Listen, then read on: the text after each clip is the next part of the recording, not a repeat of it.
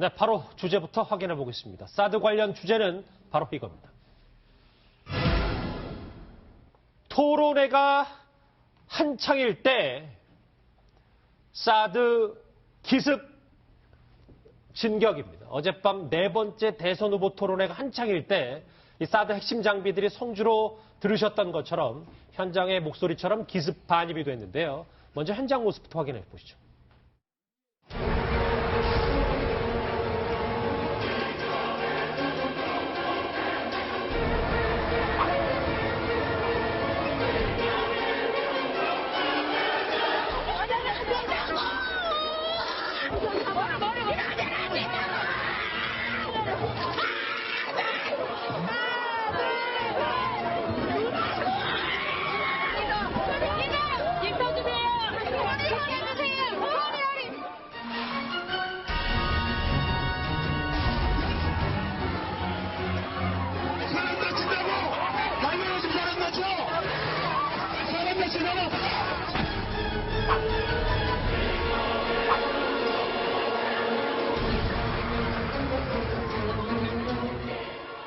그러게 음악 소리만큼 좀 급박했던 상황인 것 같은데 이현정 의원. 네.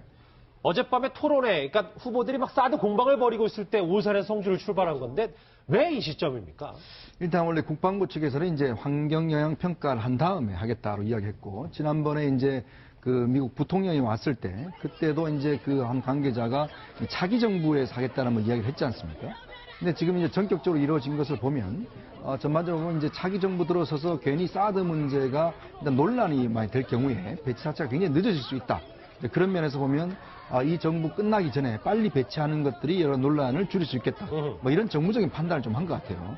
그리고 이미 장비 자체가 들어와 있고 또 지금 현재 그 북핵과 관련해서 지금 이제 칼빈스라든지 중국의 협조라든지 이런 상황이 좀 이루어지고 있는 어쩌면 주변 환경이 미국과 중국 간에 좀 밀월 관계가 지금 형성되어 있는 국면 아니겠습니까? 예. 그런 측면에서 일단 지금 시점이 굉장히 적절해 보였다. 아마 그렇게 판단한 것 같아요. 왜냐하면 지금 이제 그 사드 같은 경우에 지난번 장비는 사실 다 들어와 있었어요.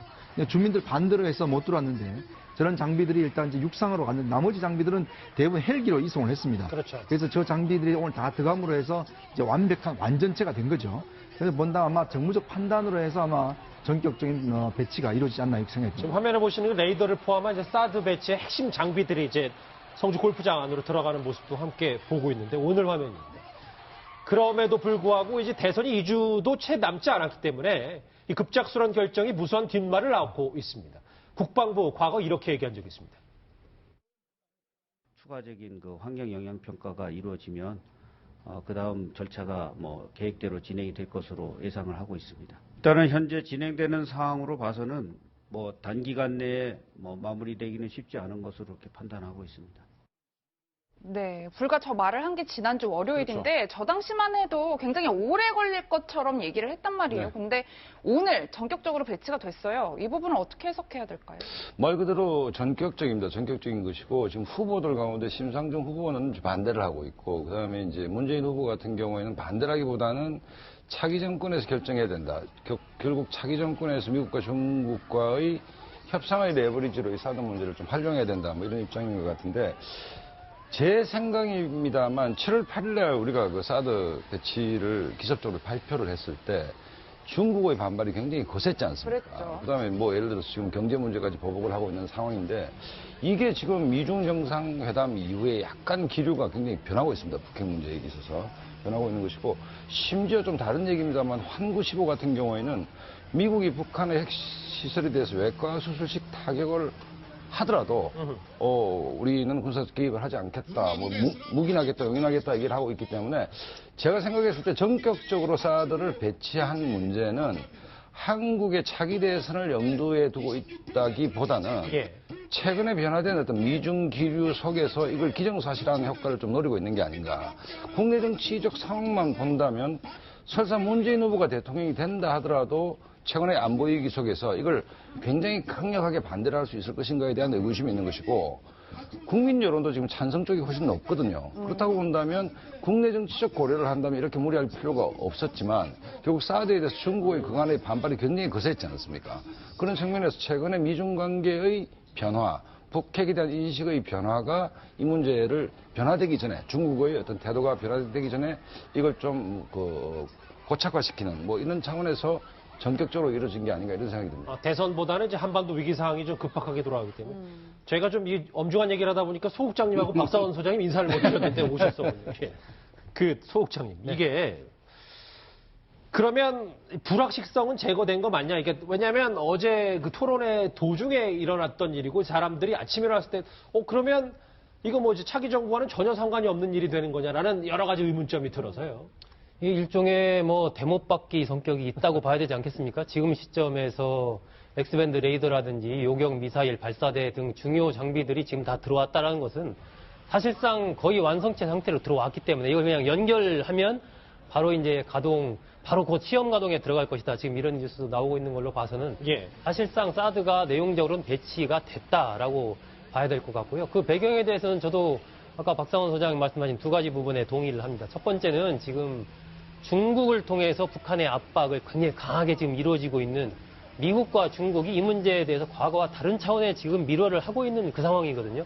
이때 미국 입장에서는 이 사드 문제에 대해서 매듭을 지어놓는 것이 향후에 중국이 다른 소리를 할 수 없는 그런 시점에 이걸 전격적으로 갖다 놨다는 부분이 하나가 있고 또 하나는 이제 우리나라 국내적인 상황인데 저는 뭐 그렇다고 해도 이게 일종의 이것도 또 다른 코리아 패싱이거든요. 그러니까 예정된 여러 가지 환경영향 평가 등등 어느 정도 국민들의 예측 가능한 속에서 이런 일들이 진행돼야 되는데 그러니까 최근까지만 해도 뭐 장기간 시간이 걸린다, 뭐 환경영향 평가를 해야 된다 등등등 해서 좀 뒤로 이렇게 갈 걸로 예상하고 있었는데 갑자기 이게 한밤중에 새벽에 이렇게 했단 말입니다. 이런 부분들은 저는 긴 안목에서 봤을 때 글쎄 우리 국민들이 느끼는 감정 이런 것들이 그렇게 좋은 것만은 아닐 것 같다는 생각이 듭니다. 지금 화면 보시는 것처럼 이제 이 토론회가 한창이었을 때 어젯밤 이 사드가 기습 진격이라는 물음표를 달 정도로 한밤중에 반입이 됐기 때문에 여러 논란이 있는데 이제 정치권 이슈로 진짜 좀 들어가 볼게요. 문재인 안철수 두 후보 이 사드 전격적인 이 성주 진입에 대해서 셈법이 좀 다른 것 같은데 오늘 목소리 캠프의 목소리 들어보시죠. 국민 의사와 절차를 무시한 사드 반입에 강력한 유감을 표명합니다.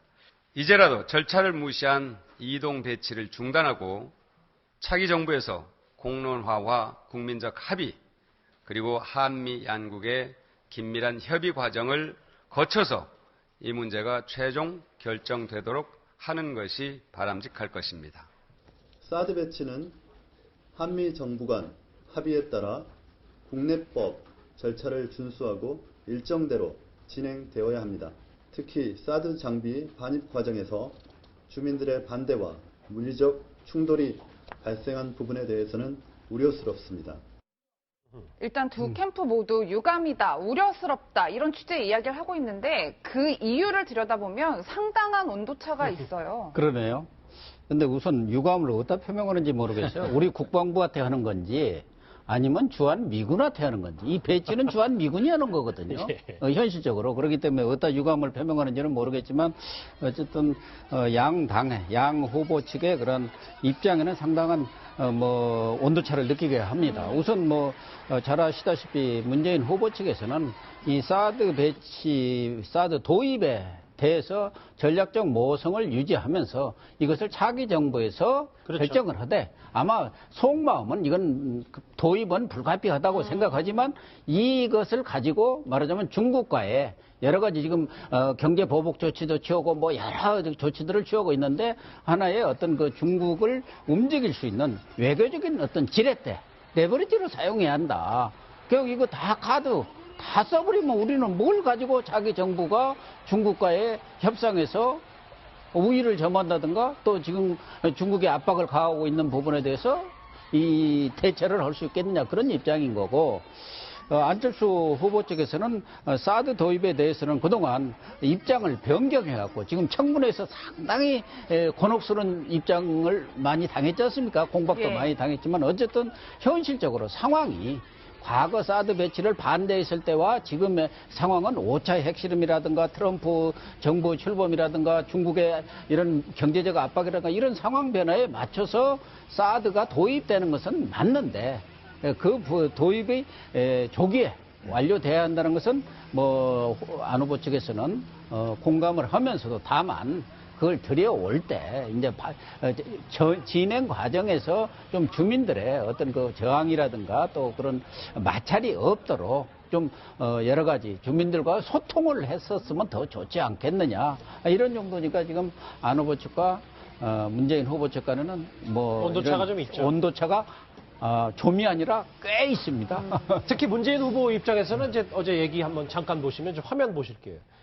그러니까 이제 유승민 후보와 또 어제도 또 세게 맞붙었는데 사드 반대하면서 한미동맹 얘기할 수 있냐라고 했더니 부끄러운 줄 알라 이렇게 얘기했단 말이에요. 근데 그 순간에 사드가 들어왔다. 문재인 후보 입장에서 좀 머쓱하진 않겠어요? 그러니까 원래 이제 이렇게 대선 후보, 여론조사 1위를 달린 후보 같은 경우는 이게 어느 정도 이제 좀 되면 정보력이 좀 있습니다.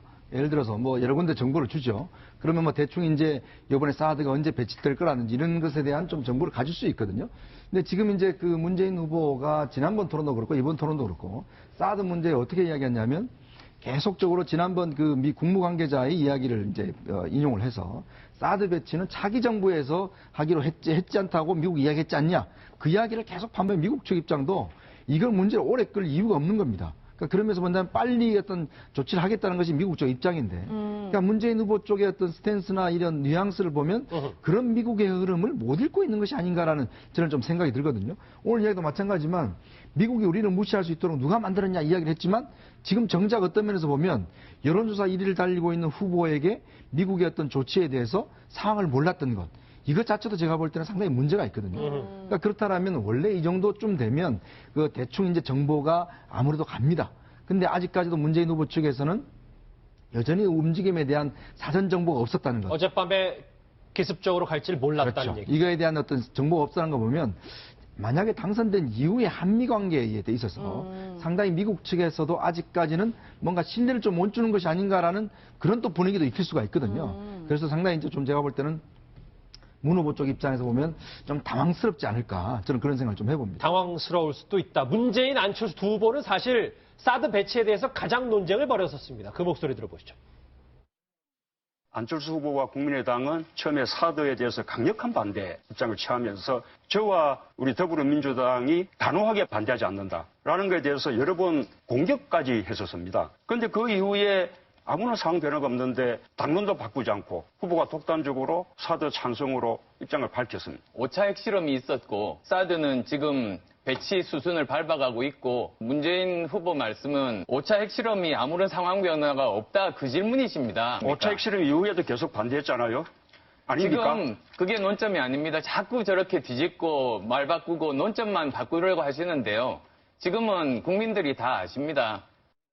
예, 박 소장님 그간 TV토론에서 이 안보관이 가장 뜨거운 쟁점이 되어 왔는데 앞으로 남은 TV토론에서는 이 사드에 대해서 어떤 입장들을 표명하게 될까요? 사드 입장은 뭐 문재인 안철수 후보의 스탠스는 정해져 있죠. 이제 문재인 대표 같은 경우에는 차기 정권에서 결정해야 된다는 것이고 아까 그 말씀하셨듯이 대미 대중 외교의 지렛대로서 사드 문제를 활용해야 된다는 것이고 또 전략적 모성을 유지하겠다는 거고 이제 안철수 후보가 공격을 굉장히 많이 받았던 주제가 이제 햇볕 정책의 공과 문제와 그렇죠. 이제 사드 문제 아닙니까? 사드 문제인데 뭐 입장이 바뀐 건 맞죠. 처음에 이제 그 한미가 사드 배치를 한다라고 했을 때 안철수 후보도 분명히 이제 강력하게 반대를 했습니다. 그런데 안철수 후보 논리는 아까 뭐 고영신 박사님 말씀하셨듯이 최근의 정세가 급변했기 때문에 그러니까 안보 위기, 핵 위기, 그 다음에 트럼프 정권의 출범, 그 다음에 트럼프 정권의 북핵에 대한 입장 변화 등등을 이제 고려했을 때 이제 사드를 배치할 수밖에 이제 없다 이렇게 입장을 설명을 하긴 했는데 예. 어쨌든 안 후보 입장에서는 상당히 이제 곤혹스러운 문제이고 또 하나는 뭐냐면 국민의당 당론이 지금까지는 사드 반대 아니었습니까? 그러니까 둘 다 말씀은 문재인, 안철수 두 후보 다 곤혹스럽다는 그렇죠. 거니까 어젯밤